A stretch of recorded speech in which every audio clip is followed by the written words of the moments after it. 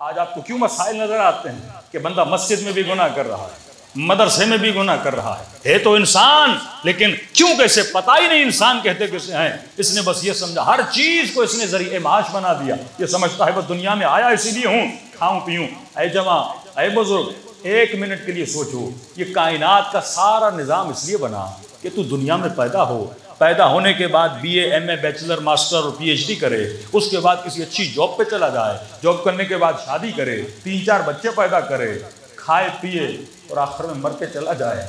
اتنا بڑا نظام اس لیے بنا تھا کہ ہم آئیں، اچھی جاب ڈھونڈیں، شادی کریں، 3 بچے پیدا کریں اور مر جائیں۔ یہ تو مقصد نہ ہوا، یہ تو عبث ہوا۔ اتنی بڑا مقام کہ کربلا اسی لیے ہوئی تھی، کہ اہل بیت اسی لیے آئے تھے، کہ انبیاء کے گلے اس لیے کٹے تھے، کہ کربلا میں علی اکبر کو برچی اس لیے لگی تھی، کہ سیدہ زینب اتنی مصیبتیں اس لیے اٹھائیں، یعنی کائنات بنی اس لیے تھی کہ انسان پیدا ہو، کھائے پیے اور آخر میں بوڑھا ہو اور مر کے چلا جائے۔ نہیں، یہ مقصد کائنات نہیں تھا۔ اگر یہ ہے تو یہ مقصد عبث ہے، اسی کائنات کو بننا ہی نہیں چاہیے تھا۔ مقصد کائنات کچھ اور تھا۔ جب تو کمال انسانی کو سمجھ جائے، جب تو مقام انسانی کو سمجھ جائے، اب آپ کے ذہن میں کون سا جواب آ رہا ہے کہ انسان کی تعریف کیا ہے؟ کھانا پینا انسان کی تعریف نہیں ہے، اٹھنا بیٹھنا انسان کی تعریف نہیں ہے، سونا انسان کی تعریف نہیں ہے، بچوں کی خدمت کرنا یہ انسانی تعریف نہیں ہے۔ یہ سارے مطلب جو چیز تم کر رہے ہو، سب سے پہلے یہ سوچو کہ یہ حیوان کے اندر ہے کہ نہیں ہے۔ وہ سارے کمالات حیوان کے اندر موجود ہیں جو تمہارے وجود کے اندر موجود ہیں۔ وہ کون سی چیز ہے جو انسان کر سکتا ہے پر حیوان نہیں کر سکتا؟ وہی تیرا کمال ہے، اسی مقصد کے لیے تجھے بنایا گیا ہے۔ وہ کون سا مقصد ہے، وہ کون سی چیز ہے جو حیوان کے اندر نہیں ہے، انسان کے اندر ہے؟ لیکن فرمایا اللہ نے وہ چیز بھی حیوان کے اندر رکھی ہے پر محدود مدت میں رکھی ہے، انسان کے اندر لامحدود مدت کے لیے رکھی ہے۔ کون سی چیز ہے؟ اگر معصوم فرماتے نا، کسی مومن کو کہا کہ آپ اپنے غصے پہ کنٹرول کیوں نہیں کرتے؟ مولانا نہیں ہوتا۔ یہ جو بولے نا نہیں ہوتا، یہ ابھی تک میدان انسانیت میں داخل نہیں ہوا۔ شیر درندہ ہے، لیکن تربیت کرو شیر کی تو اپنی درندگی کو چھوڑ دیتا ہے۔ ہاں، ایسا ہے کہ نہیں؟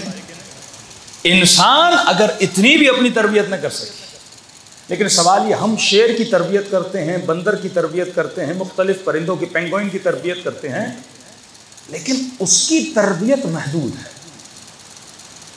مطلب شیر کو کتنا سکھاؤ گے؟ ایک لمٹ ہوتی ہے اس سے زیادہ وہ سیکھ نہیں سکتا۔ کوئی شیر ڈاکٹر نہیں بن سکتا، کوئی شیر انجینئر نہیں بن سکتا، سیکھتا ضرور ہے لیکن لمیٹڈ سیکھتا ہے۔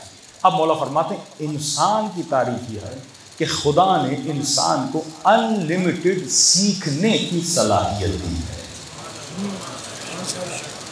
یہ تیری تعریف ہے، اسی چیز کی وجہ سے تو انسان ہے۔ حیوان لمیٹڈ تربیت پاتا ہے، انسان ان لمیٹڈ تربیت پانے کی صلاحیت رکھتا ہے۔ اب اگر تو اپنے وجود کو تربیت نہ دے تو تو انسان نہیں ہے۔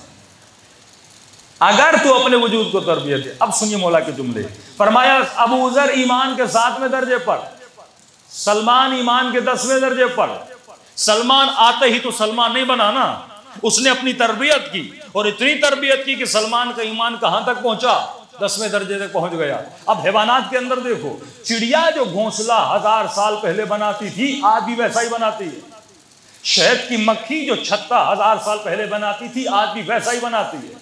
کوا جو 1000 سال پہلے کرتا تھا آج بھی ویسا ہی کر رہا ہے۔ مطلب خدا نے جتنا اسے سکھایا تھا اس سے آگے سیکھنے کی اس کے اندر صلاحیت نہیں ہے، تبھی اس کے وجود میں ترقی نہیں ہے۔ لیکن اے انسان، تو ہمیشہ اپنے وجود میں ترقی دیکھتا ہے۔ پہلے جنگلوں میں رہتا تھا، پھر شہروں میں آباد ہوا، پھر سنگل اسٹوری بنائی، پھر تو نے ڈبل اسٹوری بنائی۔ یہ چیز بتا رہی ہے کہ تمہارے وجود میں لامحدود تربیت کی صلاحیت ہے۔ اب تو دنیا میں آیا ہی اسی لیے تاکہ اپنی کیا کرے؟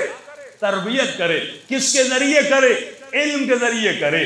کس سے علم لے؟ جس کے پاس لامحدود علم ہو، اور وہ کس کے پاس ہے؟ فرمایا انا مدینۃ العلم وعلی بابها۔ تو اپنی تربیت کرے، تب تجھے اپنی معرفت آئے گی۔ پروردگارا تربیت لوں تو کس سے لوں؟ اسی سے لو جو خود تربیت یافتہ ہو۔ جو خود تربیت یافتہ نہیں وہ تیری تربیت کیسے کر سکتا ہے؟ جو خود کامل نہیں وہ تجھے کامل کیسے بنا سکتا ہے؟ تبھی ہماری تربیت کے لیے کسی نہ کسی معصوم کا ہونا ضروری تھا، کوئی ایسا وجود جو انسان کی کیا کر سکے؟